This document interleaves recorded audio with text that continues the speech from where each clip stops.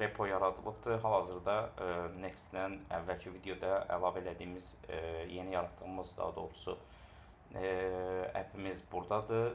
Təbii ki, hələ ki push eləmədiyimizə görə bu qaydada belə deyək ki, görünür, amma birazdan biz bunu push eləyəcəyik və getmiş olacaq. Hal-hazırda heç bir dəyişiklik etməmişik. Sadəcə Next-in ilkin belə deyək ki, quruluşudur. Burada nələr var? Gəlin biraz bura göz gəzdirək. Next-in 16-cı versiyası və App Router istifadə edirik.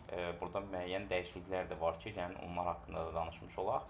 Hal-hazırda keçən videodan, yəni biz belə deyək ki, Next-i quranda həm də ona npm install əmrini də vermişdik deyə avtomatik şəkildə həm Next-i, həm Node modulsu burada qurub.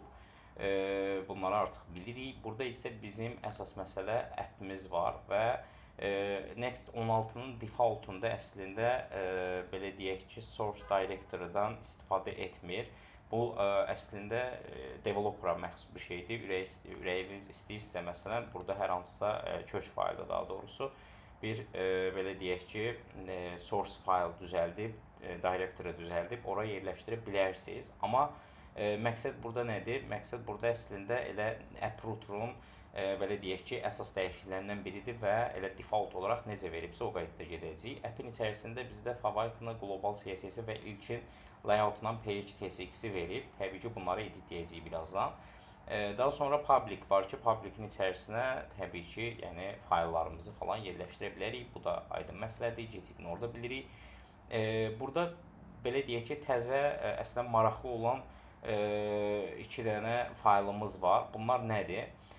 Bunlar odur ki, məqsəd burada odur ki, cloud üçün və yaxud da hər hansısa bir AI üçün əvvəlcədən bura müəyyən belə deyək də nələri eləsin layihəmizdə və yaxud da nələrsə eləməsin. Onsuz da default olaraq burada Next.js-in belə deyək ki, məntiqini və yaxud da qaydalarını bura bir növ yazdırılıbdır və yaxud da özümüz də ürəyimizdə hər hansısa bir şey əlavə eləsək, artıq AI-dan istifadə edəndə AI gələcək, bunları oxuyacaq və buna uyğun belə deyək ki, dəyişiklikləri aparacaq veb saytımızda.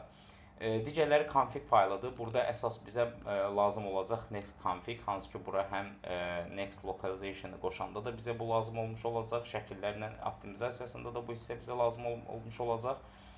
Digərləri isə artıq, hətta burada bir məsələ də var ki, əvvəl əslində burada Tailwind çox güman ki, yüklənibdir, bəli, amma əvvəl Tailwinddə burada Tailwindin özünün də config faylı var idi. Artıq Next 16-da, deyəsən hətta 15-dən sonra bu artıq istifadə olunmur.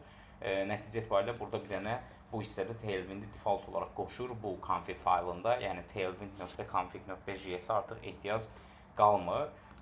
Bu qaydada bizim fayllarımız buradadır. İndi biz buranı Git-ə add eləyəcəyik və Git-ə add eləyəndən sonra da növbəti mövzumuzda, videomuzda daha doğrusu artıq belə deyək ki, ilkin kodlarımızı başlayacaq yazmağa. Ondan əvvəl amma gəlin bir dənə də hər ehtimal neyniyək? Next-in ilkin qarşılama səhifəsini də görək. Mən də default olaraq yenə də 14-də keçibdir Node, ona görə də 12-ci versiyaya qaldırıram.